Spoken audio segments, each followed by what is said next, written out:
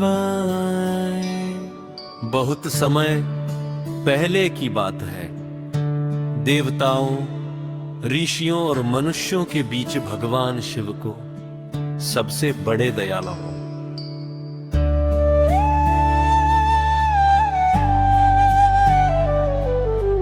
देव के रूप में जाना जाता था। वही शनि देव न्याय के देवता कहलाते थे। शनि देव किसी के साथ पक्षपात नहीं करते थे।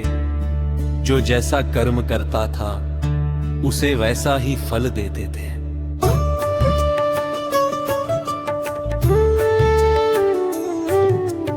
एक दिन माता पार्वती ने भगवान शिव से पूछा,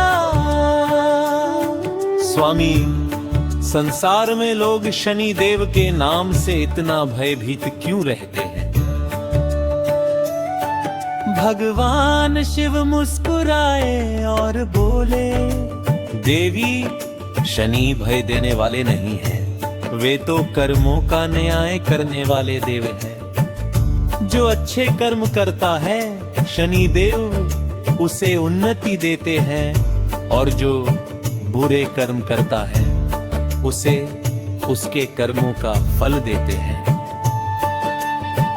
उसी समय शनि देव कैलाश पर्वत पर भगवान शिव के दर्शन करने पहुंचे। उन्होंने भगवान शिव और माता पार्वती को प्रणाम किया। भगवान शिव ने उनका स्वागत किया और अपने समीप बैठाया।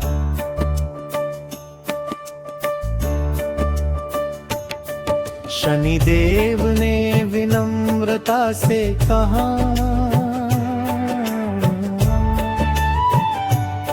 महादेव, कल से मेरी दृष्टि आपके ऊपर पड़ने वाली है। मैं आपको पहले से सूचित करने आया हूँ। माता पार्वती यह सुनकर चिंतित हो गई। उन्होंने कहा, क्या आपकी दृष्टि भगवान शिव पर भी प्रभाव डाल सकती है? शनिदेव बोले, देवी, मैं न्याय का देवता हूँ। मेरी दृष्टि किसी पर भी पड़ सकती है। मैं किसी से भेदभाव नहीं करता। भगवान शिव मुस्कुराया कर बोले, शनिदेव, आप अपने धर्म का पालन करते हैं। इसमें चिंता की कोई बात नहीं है। अगले दिन जब शनि देव की दृष्टि का समय आया तो भगवान शिव कैलाश छोड़कर एक घने जंगल में चले गए। वहां एक विशाल वृक्ष के नीचे ध्यान लगाने लगे। पूरा दिन बीत गया। शाम होने पर भगवान शिव वापस कैलाश लौट आए। शनिदेव फिर उनके सामने उपस्थित हुए। भगवान शिव ने हंसते हुए कहा, शनिदेव, देखिए, आपकी दृष्टि से बचने के लिए मैं पूरे दिन जंगल में रहा। यह सुनकर शनिदेव मुस्कुराए और बोले, महादेव, यही तो मेरी दृष्टि का प्रभाव था। संसार के स्वामी होकर भी आपको पूरा दिन जंगल में बिताना पड़ा। भगवान शिव शनि देव की बात सुनकर प्रसन्न हो गए। उन्होंने कहा, सचमुच तुम अपने कर्तव्यों का पालन बड़ी निष्ठा से करते हो। इसके बाद भगवान शिव ने शनिदेव को आशीर्वाद देते हुए कहा, हे शनिदेव, जो भी व्यक्ति सच्चे मन से मेरी पूजा करेगा और धर्म के मार्ग पर चलेगा, तुम्हारी कृपा भी उस पर बनी रहेगी।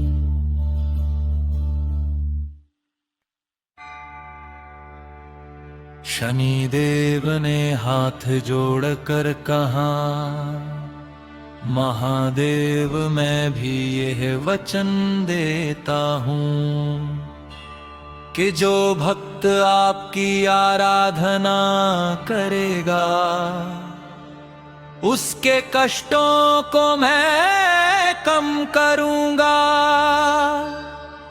और उसे सही मार्ग दिखाऊंगा। समय बीतता गया, पृथ्वी पर एक राजा रहता था। वह भगवान शिव का बहुत बड़ा भक्त था। प्रतिदिन शिवलिंग पर जल चढ़ाता और महादेव का स्मरण करता था।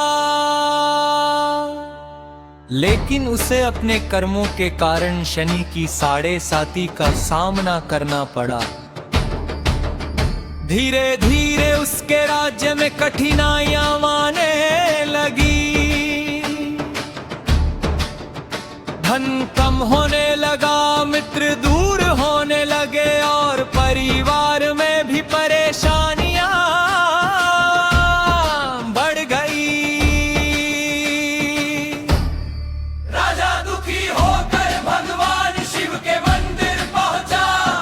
उसने रोते हुए कहा, हे भोलेनाथ, मैं आपका भक्त हूँ, फिर भी मेरे जीवन में इतनी कठिनाइयां क्यों आ रही है। तभी आकाशवाणी हुई, ये शनि देव का दंड नहीं बल्कि तुम्हारे कर्मों का फल है। धैर्य रखो, सत्य और धर्म का मार्ग मत छोड़ो। राजा ने भगवान शिव की आज्ञा मान ली। उसने किसी का बुरा नहीं किया, गरीबों की सहायता की और प्रतिदिन शिव जी तथा शनि देव की पूजा करने लगा। कुछ समय बाद शनि देव उसके सामने प्रकट हुए।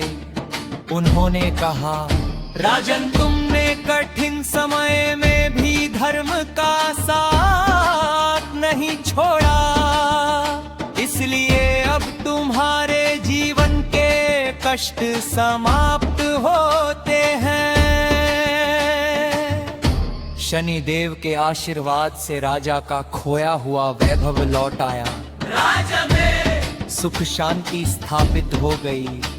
इस घटना के बाद लोगों को समझ में आ गया कि शनि देव किसी के शत्रु नहीं हैं।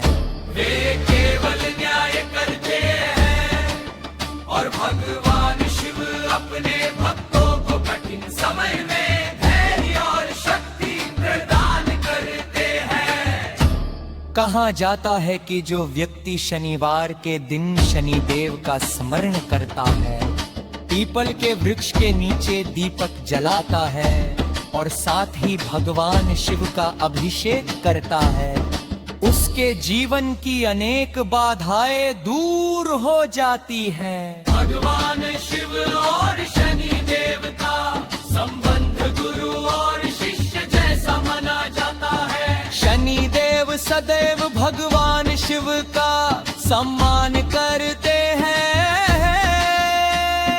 भगवान शिव अपने भक्तों को शनि के प्रकोप से बचाने की शक्ति देते हैं। इसलिए जीवन में जब भी कठिन समय आए, घबराना नहीं चाहिए।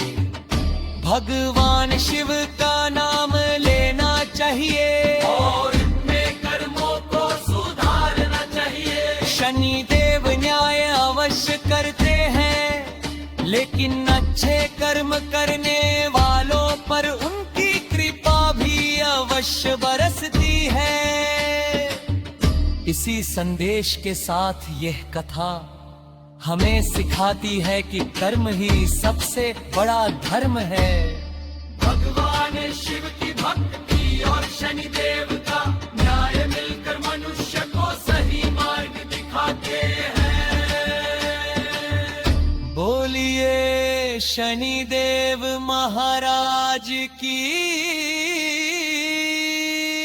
जय। बोलिए भगवान भोलेनाथ